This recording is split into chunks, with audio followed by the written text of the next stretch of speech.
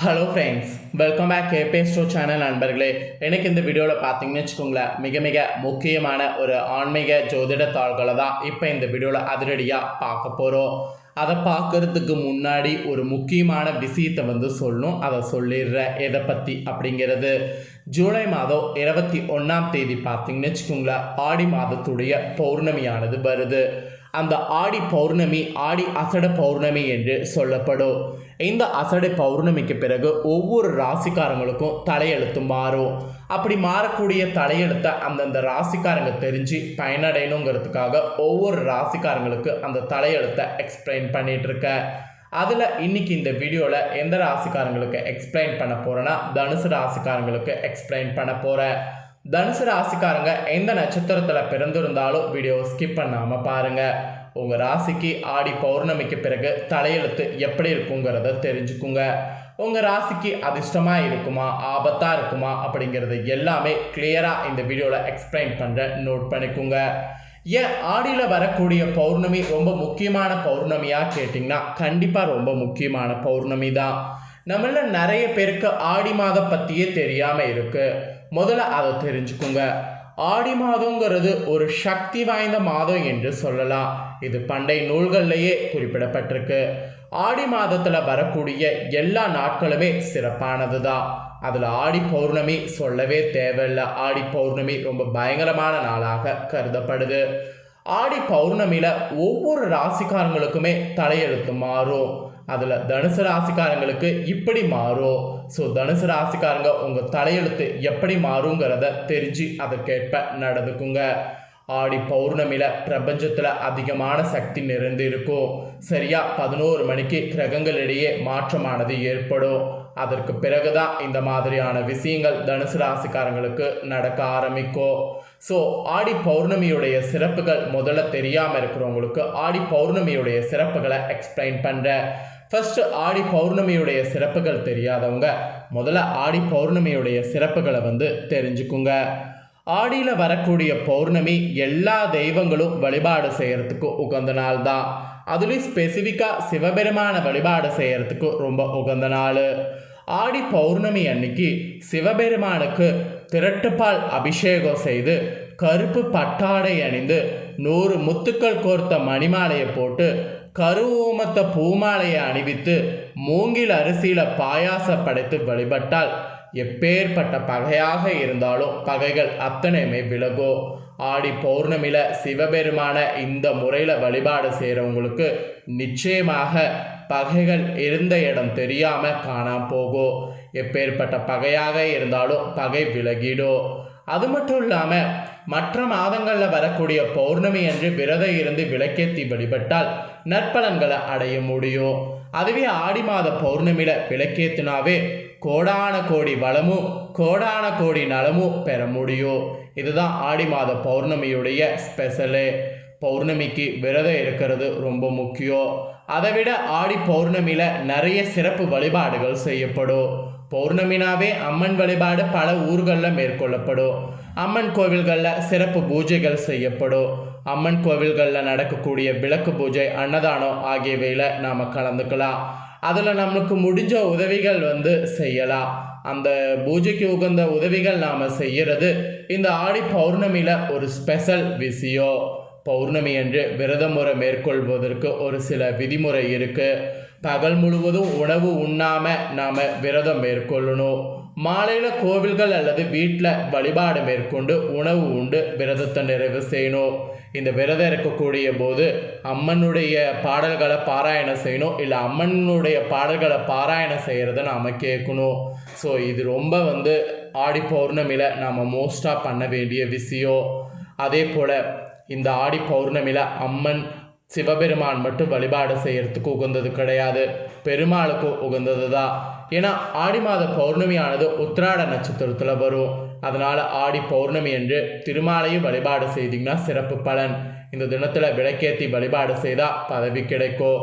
குடும்பத்தில் வளர்ச்சியும் அமைதியும் கிடைக்கும். புண்ணிய மெயினாக கெட்டும். ஸோ அதனால் திருமால் வழிபாடு செய்யணும்னு நினைக்கக்கூடிய பக்தர்கள் தாராளமாக திருமாலை வழிபாடு செய்யலாம். அப்புறம் மற்ற மாதங்களில் வரக்கூடிய பௌர்ணமியில் கிரிவலம் மேற்கொள்வதை விட ஆடி பௌர்ணமியில் கிரிவலம் செய்கிறது ரொம்ப ரொம்ப சிறப்பானது. இந்த ஆடி பௌர்ணமியில் மலையினை சுற்றி வந்தால் மனதிற்கு அமைதியும் உடலுக்கு ஒரு விதமான ஆரோக்கியமும் கிடைக்கும். கூட்டமாக பாடல்களை பாடிக்கொண்டு சுற்றும்போது ஆன்ம பலமும் தேக பலமும் கிடைக்கும்.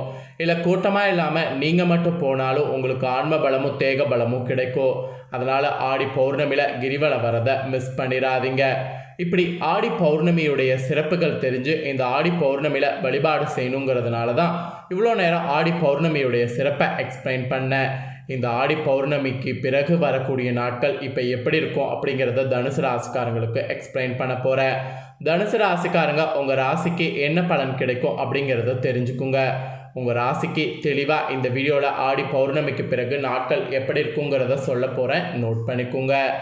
வினைப்பயனை அறிக்கின்ற வியாழ பகவானை அதிபதியாக கொண்ட தனுசு ராசியில் பிறந்த அன்பர்கள் அத்தனை பேருக்கும் இந்த ஆடி பௌர்ணமிக்கு பிறகு மெயினாக சொல்லப்பட்ட ஒரு கண்டிஷன் என்னன்னா, திட்டம் போட்டு செலவு பண்ணணுமா.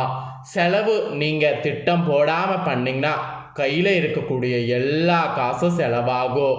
கையில் மட்டும் இல்லைங்க, சேமிப்பில் இருக்கக்கூடிய காசும் செலவாகும். அதனால் திட்டம் போட்டு செலவு பண்ணுங்க.